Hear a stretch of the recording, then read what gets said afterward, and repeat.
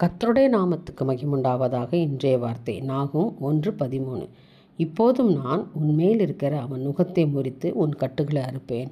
விசுவாசிக்கிறவங்க ஆமேன்னு சொல்லுங்கள். ஆண்டவர் கட்டுகளை அறுப்பேன் அப்படின்னு வாக்கு கொடுக்குறேன். ஏனென்ற அவன் நுகம் என்று சொல்லும்போது சத்துருவின் நுகம் நம்ம மேலே சுமத்தப்பட்டிருக்கிற எல்லா விதமான காரியங்களும் தேவன் என்ற நாளில் அழித்து போடுகிறார். இப்பொழுதும் நான் உன்மேல் இருக்கிற அவன் நுகத்தை, இன்றைக்கி பூட்டப்பட்டிருக்கிற காரியங்கள், அடைக்கப்பட்டிருக்கிற காரியங்களை தேவன் இன்றைக்கி தகர்த்தெறிகிறார். முறித்து போடுவேன், அந்த கட்டுகளை நான் அவிழ்த்து போடுவேன், அறுத்து போடுவேன் என்று கர்த்தர் வாக்கு கொடுக்குறார். நம்புறீங்களா?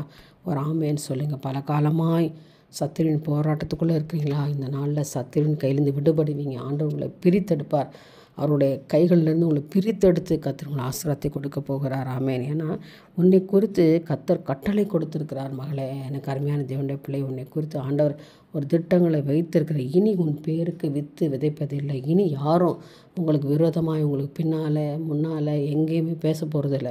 உங்களை குறித்து ஒரு பயமும் அச்சமும் உண்டாகிருக்கும். ஏன்னா இவங்க கர்த்தருடைய பிள்ளைங்க, இவர்களுக்கு விரோதமாய் நாம் இனி எழும்ப முடியாது என்று சொல்லி சத்துரு வெட்கப்பட்டு ஓடுற காலங்களை தான் ஆண்டவர் இதனால் வைத்திருக்கிறார். நம்புங்க, கர்த்தரால் ஆகும். ஏனென்றால் ஆண்டவர் சொல்கிறார், இப்போதும் மகளே, உன் மேல் இருக்கிற அவன் நுகத்தை, சத்துருவின் நுகத்தை, சத்துருவின் பிடிகளை உன்னை விட்டு அகற்றி போடுவேன். நான் உன்னை சிநேகிக்கிறேன். அதனால் நான் உனக்கு விரும்பினதை செய்து முடிப்பேன். சமாதானத்தோடு கூட இந்த நாளை துவங்கு. தேவன் உன்னோடு இருக்கிறார். அல்லேலூயா.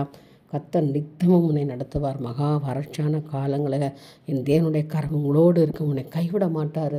எந்த சூழ்நிலையும் அவர் உங்களை விட்டு விலகவே மாட்டார்.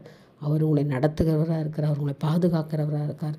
நிச்சயமாக இந்த வார்த்தையின்படி கர்த்தர் செய்வாராக. நம்பிக்கையோடு நாளை துவங்குங்க. என் தேவனுக்கே மகிமை உண்டாகட்டும். ஆமேன்.